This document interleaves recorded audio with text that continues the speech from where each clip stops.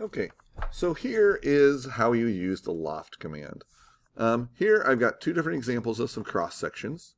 I have these cross sections here that are all made, and these are our regions. This first set of cross sections, if you notice, if I hover over them, they're all one object. This is a polyline, this is a polyline, this is just a circle.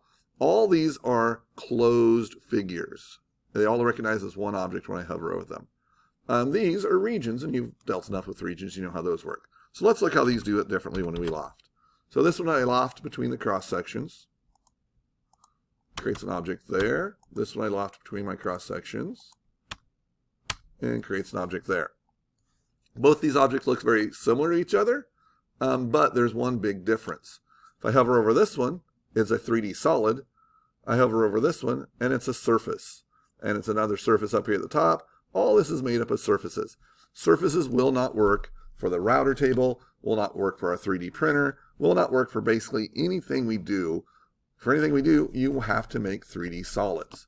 Now, the difference for this is, these are region together, and these were polylines, or circles. So the way that you're going to do this is, I'm going to go back to my top view here real quick. From the top view, you're going to make a line and make some shape here like this. Shape can be any shape you want. And that's great. But notice how this line is different segments. Again, if you region it, it's going to make it all one. But you need to make it one without regioning it, which is you're going to use a command called pedit. So PE, I'm going to pick one of those lines. Yes, I want to turn it into one, so I'm going to go yes. I'm going to hit enter. And then I'm going to join it with all the rest of the lines and hit enter, enter. Now notice, if I select that, it's all one object. It's been p-edited into one. So here, very similar to what we just did, I could do this. I have that circle there, move this circle up in my positive Z, and I could loft between these two different shapes. And it's going to create that. And again, if I hover over it, that's going to be a 3D solid. So again, a p-edited object or a circle, and you can loft between those and make solid objects. Now here, over here beside, I had the exact same cross sections I had before, which is the two circles, the star, and the polygon. And I just wanted to show you how different they can look just by changing up the order of the polygon, or the cross sections. So on this one, I had the circle cross section at the bottom, then I went to the small circle, then to the star, then to the polygon, or sorry, then the hexagon.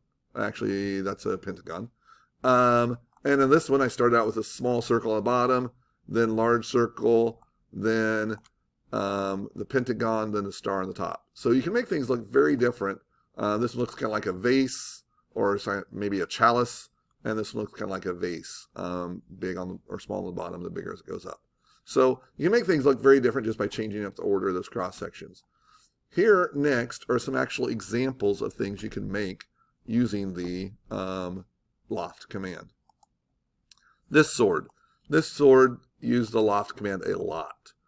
For this just blade portion of it, it was two different cross sections. One that was here in the middle for the sharp edge of the blade, and then one that was here on the top for this portion of the blade.